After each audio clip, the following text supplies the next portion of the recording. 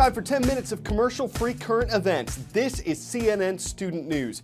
My name is Carl Azus. Welcome to the show. We're starting today between Europe and the Middle East in the nation of Turkey.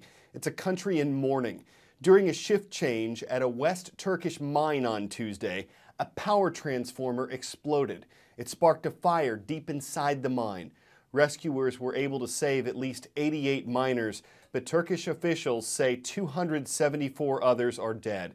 Some people were holding out hope that dozens of miners were trapped but still alive. Those hopes were fading last night. Rescuers say conditions inside the mine are horrible, hot, smoky, filled with carbon monoxide after the fire. Families and friends of miners have been holding a vigil outside. What happened this week in the town of Soma is likely to become the worst mining disaster in Turkey's history. The MERS virus we've been telling you about has spread. The World Health Organization says this is not a global health emergency at this point, but that the threat from MERS has become more serious. MERS stands for Middle East Respiratory Syndrome. The first cases were in Saudi Arabia, and as you can see from this map, how the disease has spread, it's reached 18 countries. Worldwide, there have been 571 confirmed cases of MERS. 171 people have died from it. There have been 2 cases of MERS in the U.S., one in Indiana, one in Florida. Both of them were healthcare workers who'd traveled to Saudi Arabia. The silver lining here is that MERS doesn't spread very quickly or easily. MERS, Middle East Respiratory Syndrome, has come to the United States. The virus was first confirmed in Saudi Arabia in 2012 and has killed about a third of the hundreds it's infected. MERS does not appear to spread easily between humans like the flu does, for example. The risk to the general public remains low, according to the Centers for Disease Control and Prevention. It takes close contact with a sick person, usually a healthcare worker or a loved one, to catch the virus. MERS is in the same family of viruses as the common cold, but the reason why authorities are so concerned is that it has a 30% mortality rate. MERS attacks the respiratory system, and symptoms include fever and cough and can progress to pneumonia and kidney failure. Experts don't know exactly where the virus came from, but it's been linked to infected camels in Saudi Arabia and other countries in the Middle East. There's no vaccine or medicine to prevent or cure MERS. To help protect yourself, the CDC advises you to wash your hands, don't touch your eyes, nose, or mouth with unclean hands, and avoid close contact with sick people. Is this legit? Patriot Day is marked every year in September. True, not to be confused with Patriots Day, which is held in April. Patriot Day is on September 11th of every year. Patriot Day remembers the victims, the first responders, the families affected by the September 11, 2001 terrorist attacks in the United States. So does the National September 11th Memorial Museum. It opens today in New York, first for the families who were directly affected by the attacks, and later for the public. CNN's Kate Baldwin joined Joe Daniels, the museum's president, for an emotional tour of the building. These tridents were from the North Tower. They were recovered in the aftermath of the attacks. We brought them back here and basically built the museum all around them. Nearly 13 years after terrorists destroyed the Twin Towers, killing almost 3,000 people, the 9/11 Memorial Museum is set to open, a commemoration of the day America changed forever. You're not whitewashing it. This is the raw, dirty material. Exactly. I mean, this is the steel that bore the attacks. The museum is built almost entirely underground, some 70 feet down. It sits in the precise footprint of the World Trade Center. So this is exactly where the South Tower started and went up 1,350 feet. A striking display of the sheer scale of the destruction, with poignant reminders of the tragedy at every turn. I mean, this is unbelievable. This is actually the front of this fire truck. This is the cab. You wouldn't know. Wouldn't know, and it's completely burned out and destroyed. Then there's the retaining wall that remarkably held strong even when the towers fell. When the towers came down, all that debris that was here, right in this space, provided bracing for that wall. And when that debris was cleared, there was a big concern that the wall would breach, would flood lower Manhattan. It could have been so much worse. But this wall held under all of that pressure. Visitors will also walk alongside the survivor stairs. Used by hundreds of people as the buildings are crumbling, running from the dust cloud to escape to safety. And it's for all our visitors to understand the story of survival. And likely one of the most emotional stops in the museum.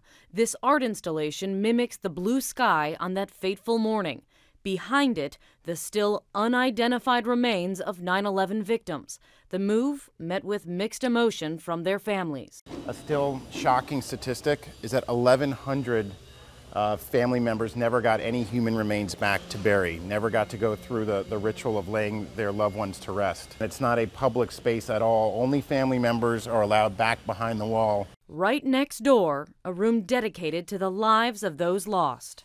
Adjacent to this is the reflection room, which is so important, and why we can't show it and won't show it is because the families get to see it first. Exactly. That room is an area called In Memoriam, and it's a photographic portrait of each and every one of the 2,983 victims. You see pictures, a father coaching his son's Little League team, a wedding.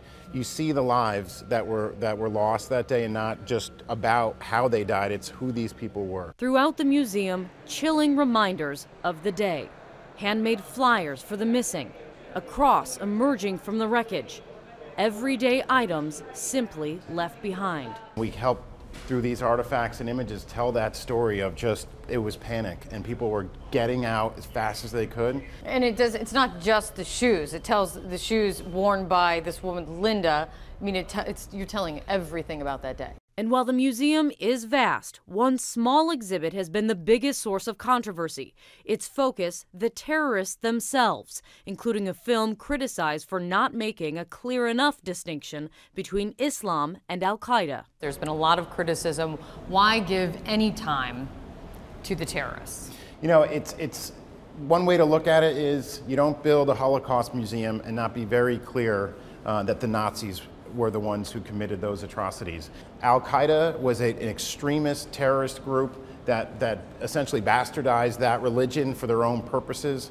But no one will come through this exhibit and in any way think that we are indicting an entire religion, which we in no way are. It seems very appropriate that you end here at the last column.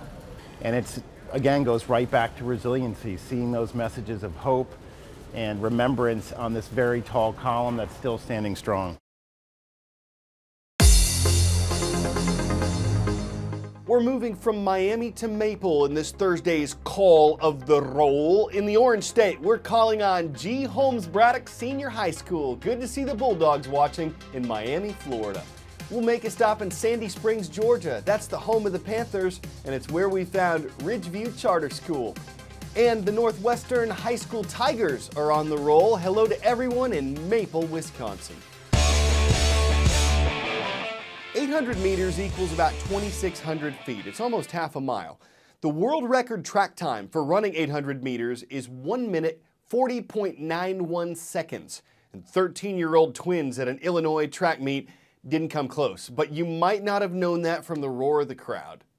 13-year-old Chloe and Claire Greenkey are pretty close. They were saying, "I can't believe you just did that." The West Clinton Middle School twins spent the weekend competing at the Southern Illinois State Track Meet. They were both running the 800 when all of a sudden, And I felt something like pull and pop in my thigh, and then around the first curve of the second lap, it just hurt too bad, so I couldn't go anymore, and then I fell to the ground. then something really cool happened. And Claire came up behind me and then put me on her back, and then we finished. And they finished together.